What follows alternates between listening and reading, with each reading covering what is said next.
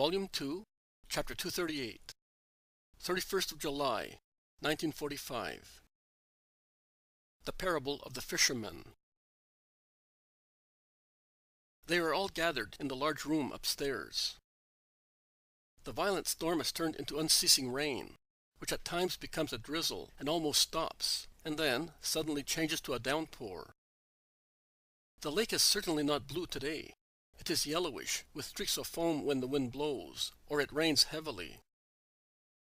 The hills are all very wet, and tree branches are still bent, thoroughly soaked. A few branches, broken by the wind, are hanging loose, and many leaves torn off by hailstones are carried away by little streams everywhere. Yellowish water which pours leaves, stones, and earth from the hillsides into the lake. The light is dim, greenish. In the room there are the Blessed Virgin Mary, Martha, and the Magdalene, sitting near a window overlooking the hills, and there are also two women whom I do not know. But I am under the impression that they are already known to Jesus, Mary and the apostles, as they are apparently at ease. They certainly are more relaxed than the Magdalene is. She is sitting still, with her head lowered, between the Virgin Mary and Martha. They are now wearing their clothes, which have been dried by the fireplace, and have been brushed to remove mud stains. No, I am wrong. The Blessed Virgin has put on her dark blue woolen dress. But the Magdalene has borrowed a dress, which, tall and buxom as she is too short and tight for her, and she endeavors to make up for the deficiency by enveloping herself in her sister's mantle. She has gathered her hair into two thick plaits, which she has, somehow, managed to tie in a knot on the nape of her neck, because it takes more than a few hairpins picked up there and then to support the weight of her hair. In fact, I have always noticed that the Magdalene, in addition to hairpins, uses a thin straw-colored ribbon, which looks like a fine diadema and blends with her golden hair. Jesus, the apostles, and the landlord are on the other side of the room. Some are sitting on stools, some on the window sills. Martha's servant is not there. Peter and the other fishermen are watching the weather and making forecasts for the following day. Jesus listens, or replies to this one and that one. If I had known about this, I would have told my mother to come. It is only fair that the women should feel at home with their companions, says James of Zebedee, casting sidelong glances at the women. If we had known. But why didn't Mother come with Mary? Thaddeus asks his brother James. I don't know. I would like to know myself. Is she perhaps not feeling well? Mary would have told us. I will ask her, and Thaddeus goes towards the women. I can hear Mary's clear voice reply, "She is well." But I did not want her to overwork herself in this heat. We ran away like two little girls, did we not, Mary? Mary came late in the evening, when it was dark, and we left at dawn. I only said to Alphaeus, "Here is the key. I shall be back soon. Tell Mary." And I came away. We shall go back together, Mother. As soon as the weather is settled and Mary has a dress, we shall all go together through Galilee, and we shall accompany our sisters to the safest road. So Porphyria, Susanna, and your wives and daughters, Philip and Bartholomew, will meet them. His expression, "will meet them," instead of saying, "will meet Mary," is really exquisite. And it is also a strong one. It demolishes every prejudice and mental reservation of the apostles concerning the Magdalene. His words impose her, overcoming their reluctance, her shame, everything. Martha's face shines with joy.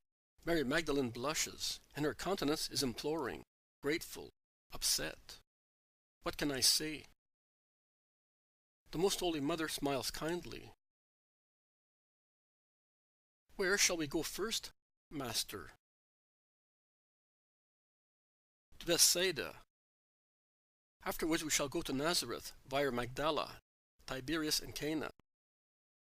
From Nazareth we shall proceed to Bethlehem in Galilee via Jaffa and Shimron, and then to Sycamine and Caesarea. Jesus is interrupted by an outburst of weeping of the Magdalene. He raises his head, looks at her, and then continues as nothing had happened. At Caesarea you will find your wagon. That is the instruction I gave the servant, and you will go to Bethany. We shall meet later at the Feast of the Tabernacles. Mary Magdalene collects herself at once. She does not reply to her sister's questions, but she goes out of the room and probably withdraws to the kitchen for a little while. Jesus.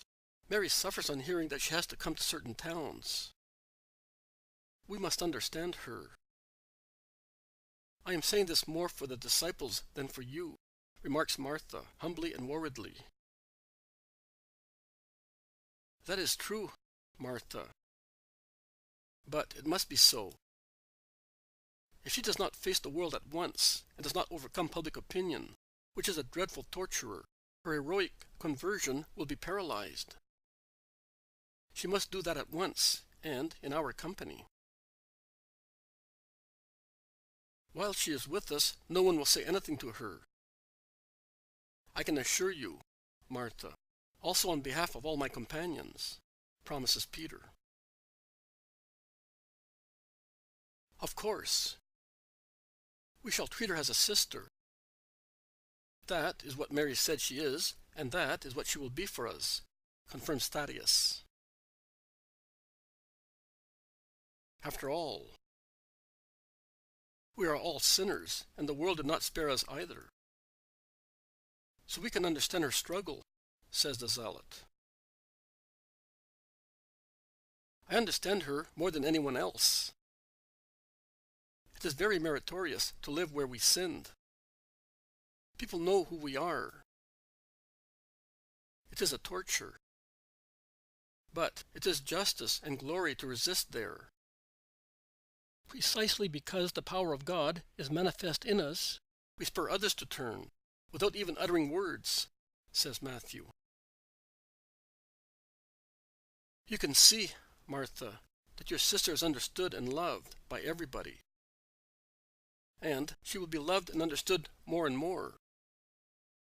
She will be a reference mark for so many guilty and fearful souls.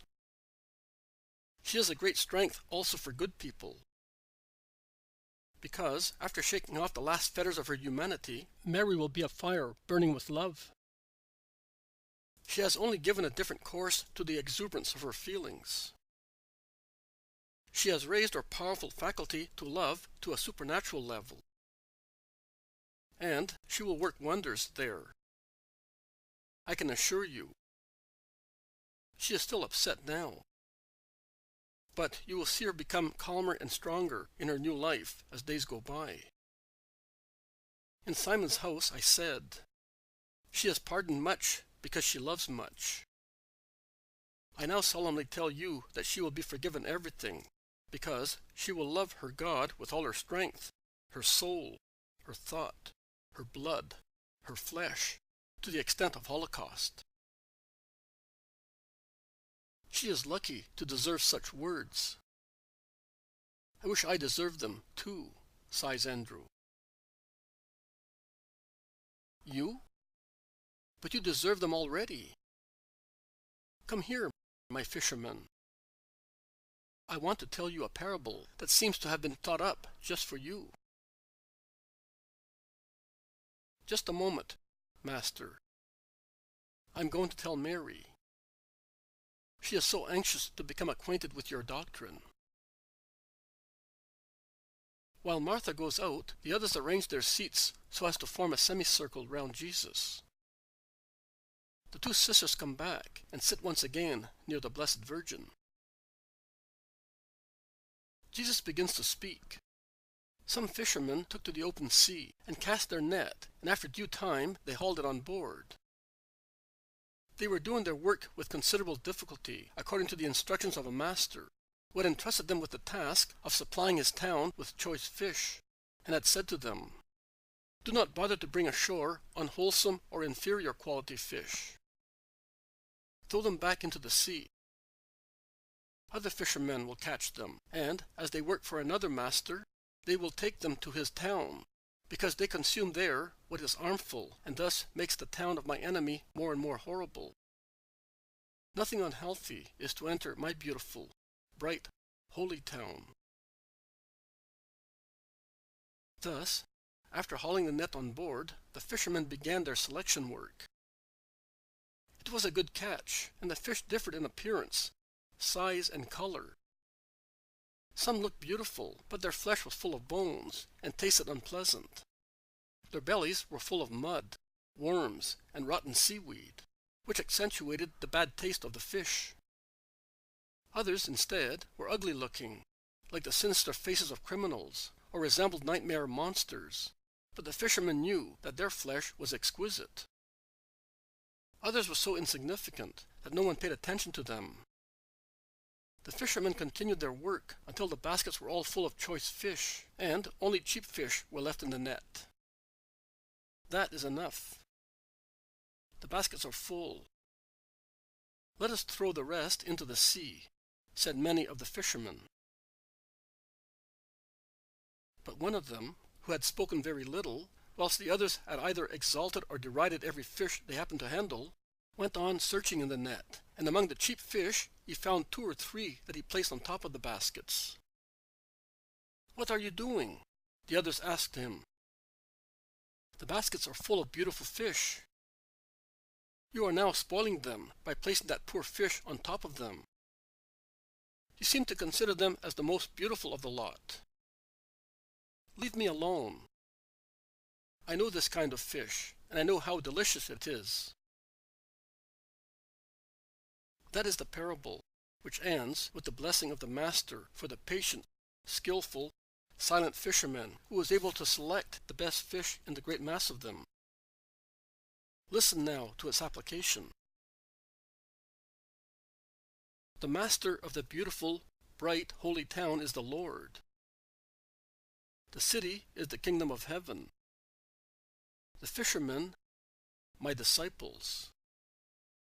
The fish of the sea, mankind, where every kind of people are present. The good fish, the saints. The master of the dreadful town is Satan. The horrible town, hell. His fishermen, the world, flesh, wicked passions embodied in Satan's servants, both spiritual, that is demons, and human, that is man, who corrupt their fellow man. The bad fish, mankind, unworthy of the kingdom of heaven, damned souls. Among the fishermen of souls for the city of God, there will always be those who emulate the skill of the patient fisherman, who perseveres in his search, just in those strata of mankind, where his less patient companions pick only what appears to be good at first sight. And, unfortunately, there will be also some fishermen, who, being too absent-minded and talkative, attention and silence are required for the selection work in order to hear the voices of souls and supernatural indications, will not see the good fish and will lose them. And there will be some who through excessive intolerance will reject souls because their exterior aspect is not perfect, whilst they are excellent with regards to the rest. What does it matter if one of the fish you catch for me shows signs of past struggles and mutilations due to many causes, if they do not injure his spirit? What does it matter to you if one of them was wounded in freeing himself from the enemy and presents himself with such wounds, if his interior clearly shows his will to belong to God?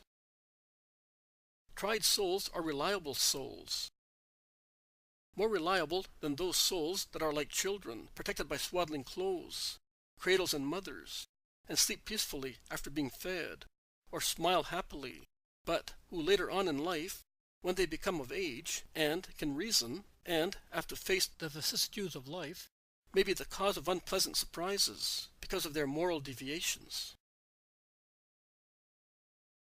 I wish to remind you of the parable of the prodigal son. And you will hear many more, because I will always endeavor to teach you right judgment in examining consciences, and in selecting the best method to guide consciences, which are individual, and therefore each has its own special way of feeling and reacting to temptations, and to your teaching.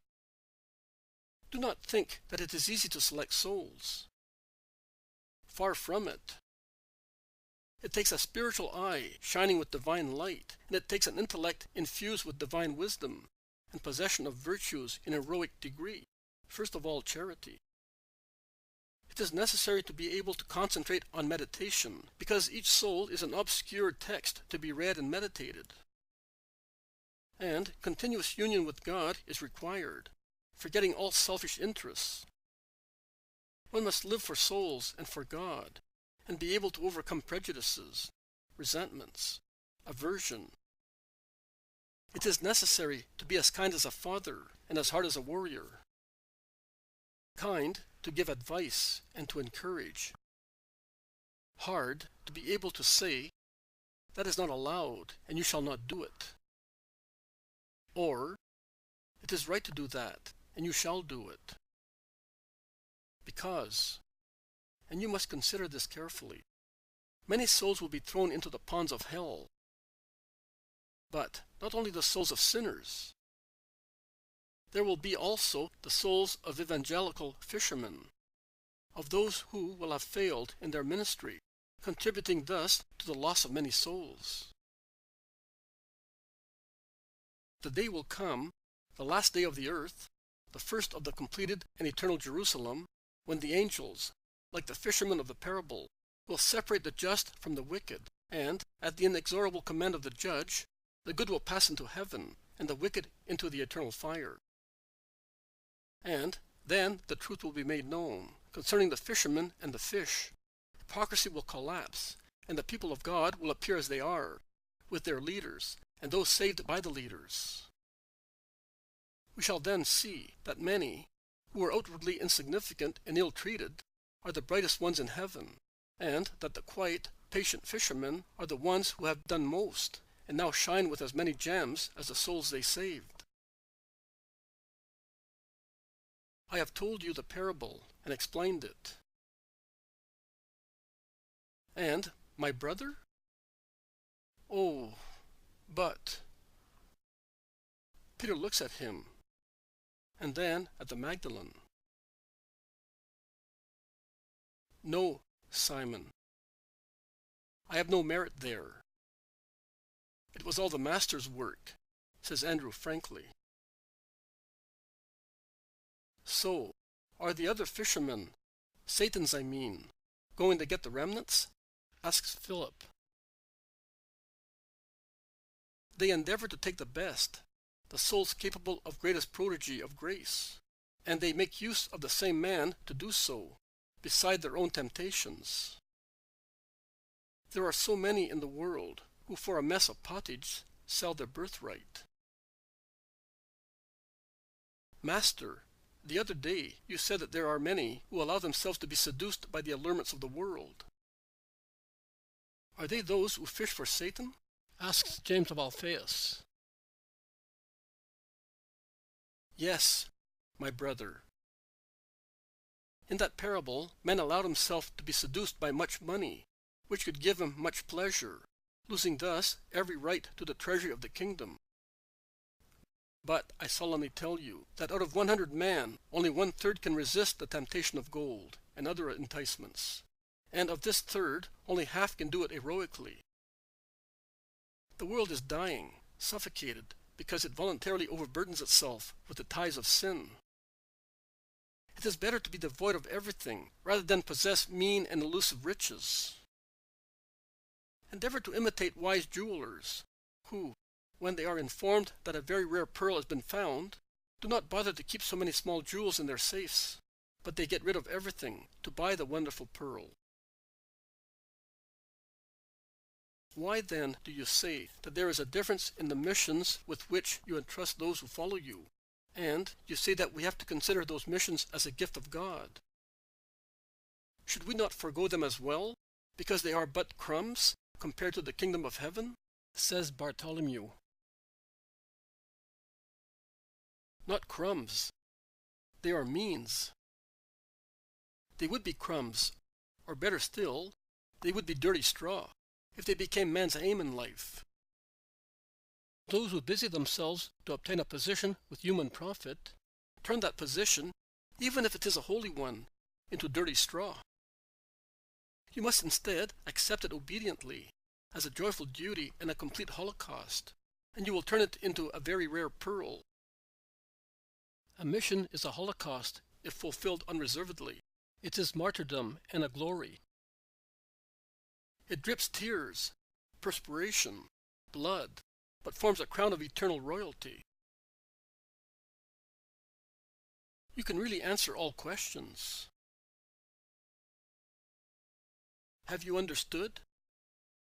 Do you understand what I say by means of comparisons taken from everyday life, but enlightened by a supernatural light that explains their eternal meaning?